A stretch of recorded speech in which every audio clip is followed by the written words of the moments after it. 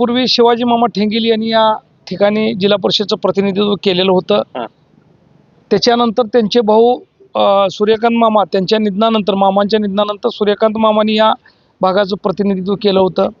खरं तर शिवाजी मामानं सर्व जाती धर्मातील लोकांशी त्यांचे अतिशय जवळीक आणि मैत्रीचे संबंध होते आणि त्यांच्या राजकीय जीवनामध्ये त्यांनी गाव पातळीपासून किंवा तालुका पातळीवर काम करत असताना आणि त्यांचे जिल्हा पातळीवर देखील वरिष्ठ नेते मंडळीबरोबर अतिशय चांगले संबंध असल्यामुळं त्यांनी जिल्हा परिषदच्या माध्यमातून असेल, परत ते जिल्हा बँकेला पण काही काळ संचालक होते.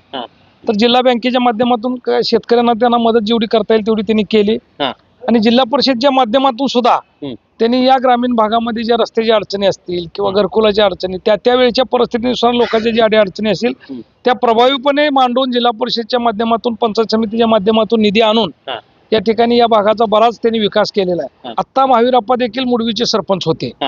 त्यांनी देखील तिथं अतिशय चांगलं काम महावीरप्पांनी केलेलं आहे आणि ते आज देखील करत आहेत.